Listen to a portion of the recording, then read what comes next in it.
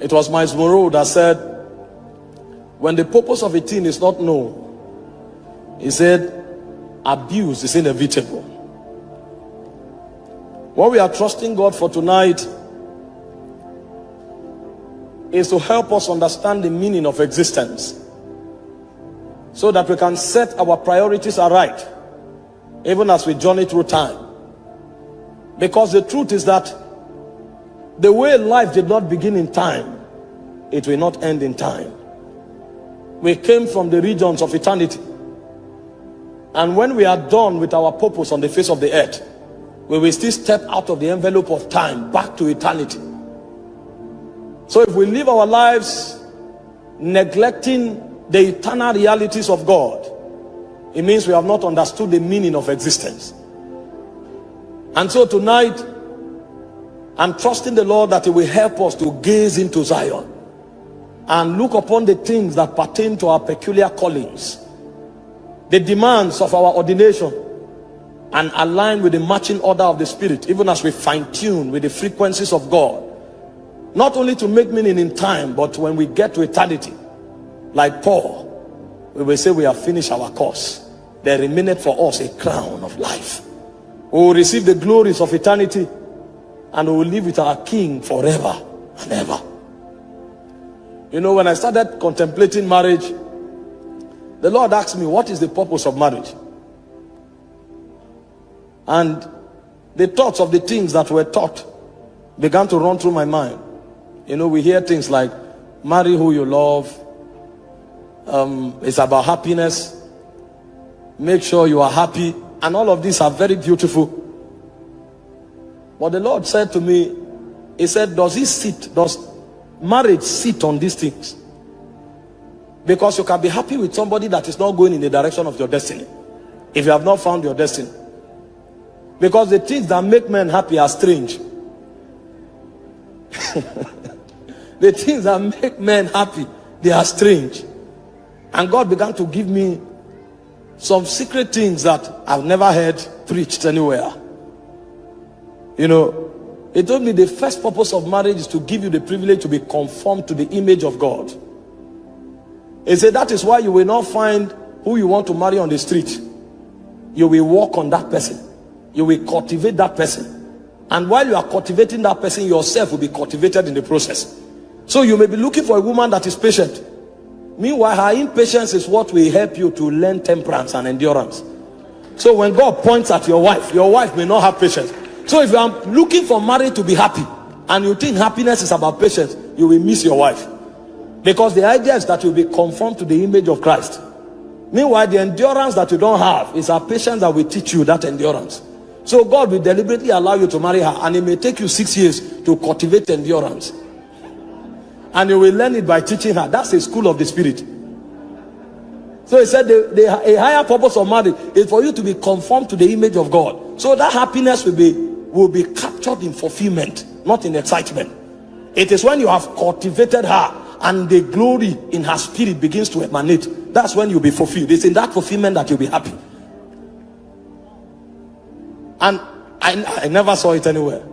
So I began to, you know, I used to love tall and fair damsels. And my goal of happiness was to find a woman without blemish. When I went to pray, I gazed into the Spirit and I contemplated a tall and elegant damsel, flawless in expression.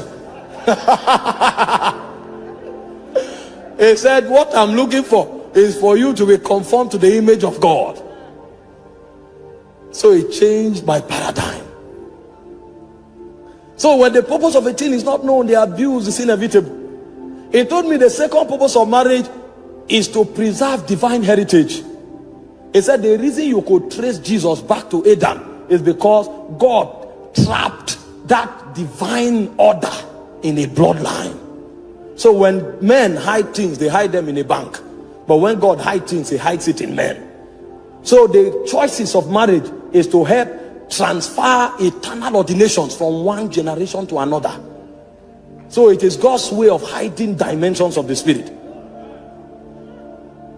So God will prefer you marry someone with a godly heritage than to marry a diva Because God is trapping an ordination.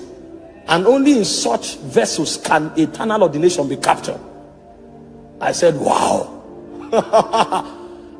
I was not ready to marry. If I married 5 years ago, my wife would have been a goddess. But my ministry would have ended. It would have ended by now. He said the third purpose of marriage is worship. He said because it is in finding your wife that you will learn how to bend your will. Because worship is not a good song. Worship is the ability to conform to the will of the Father. So it is it's not what I desire, it's what you desire. Not my will, but thine. And he said it's a marriage that you will discover that. I said, wow. So when the purpose of a thing is not known, the abuse is inevitable. He said the fourth purpose of marriage is so that you can learn the mystery of oneness.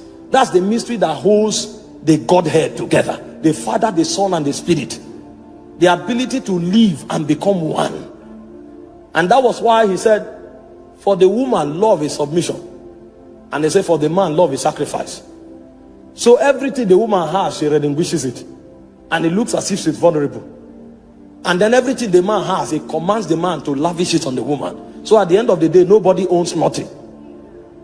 And as they grow on that corridor, a point comes, the woman is lost in the man and the man is lost in the woman. So the mystery of divinity can be manifested in their home. So when you step into their family become heaven on earth.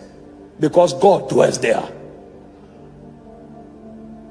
You know, when you come on the altar, you can coordinate yourself. You can't do that with your wife. Your wife knows you. So when you are trying to act wise, they will say, this man is a hypocrite. I know. And when you look at the face of the woman, you can tell who that man is. When oneness is achieved, alignment is achieved. So that man, his communication frequency with his wife will become heightened. When he looks at that woman, he is saying much more than words can ever articulate. That's a mystery. It's only in the Godhead that you find such mystery. That the Son can be on earth. He knows what the Father is doing in heaven. It's oneness. He said the fifth purpose is priesthood. He said when the purpose of a thing is not known, abuse is inevitable. So when our gathering tonight is to help us understand why we were called. Why we were called. Why God summoned us. And what he brought us to achieve for him on the face of the earth. Because God did not call us for the formality of a call.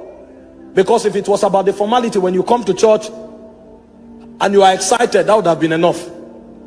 But there is something God wants to achieve that is deeper than our excitement. Even though our excitement is part of it.